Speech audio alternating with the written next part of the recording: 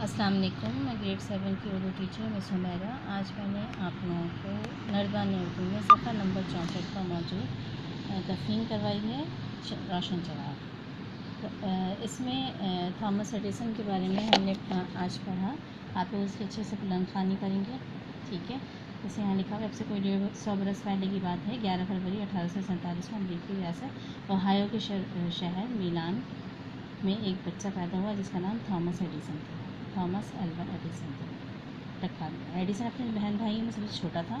اس نے ابتدائی تعلیم گھر میں حاصل کی۔ وہ بہت محنتی تھا، اسے کتابیں پڑھنے کا بہت شوق تھا۔ وہ سائنسی کتابیں غور سے پڑھتا اور ان میں لکھے تجربات کو ذہن میں رکھتا۔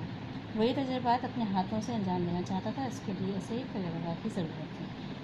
چنانچہ اس نے 10 برس کی عمر میں پہلی تجربہ گاہ بنائی۔ یہ تجربہ گاہ ایک ٹرین کے ڈبے میں قائم تھی۔ ایڈیسن اس ریل گاڑی میں اخبارات اور کھانے پینے کی چیزیں بیچا کرتا اور فرصت کے اوقات میں تجربات کیا کرتا۔ ایک روز کسی تجربے کے دوران آگ بھڑک اٹھی جس پر ٹرین کے کنڈکٹر نے اسے ایک تھپڑ دے مارا اور ٹرین سے نکال دیا۔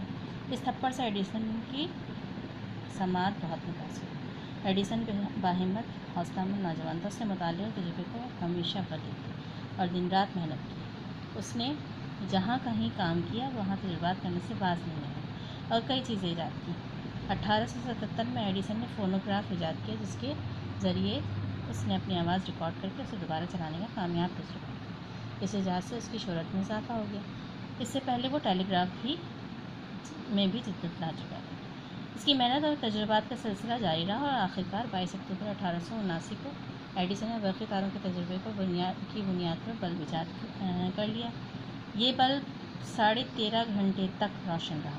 یہ ایک ایسا روشن چراغ تھا جسے پوری دنیا نے حیرت سے دیکھا۔ 18 اکتوبر 1931 کو 84 برس کی عمر میں ایڈیسن کی زندگی کا چراغ گل ہو گیا، مگر وہ دنیا کو بلب کی صورت میں روشن کر گیا، ٹھیک ہے؟ اس تفہیم کو آپ بھی اچھی طرح سے پڑھیں گے اور اس کی دی گئی سرگرمیاں جو ہیں یہاں پر صفحہ نمبر 65 اور 66 پہ موجود ہیں۔ یہ آپ لوگوں کو کرنی ہے بک میں آج کے ڈیٹ ڈال کر۔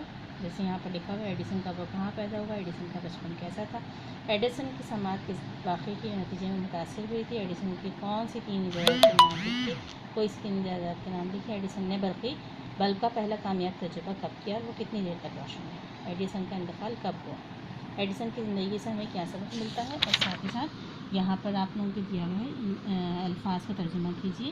تجربہ گاہ یعنی لیبارٹری، محنتی ہارڈ ورکر، کامیاب سکسیزفل، چراغ لیمپ یا بون فائر، ایجاد انوینشن، ٹھیک ہے؟ آپ لوگ یہ کام مکمل کریں گے۔ جزاکم اللہ خیرا۔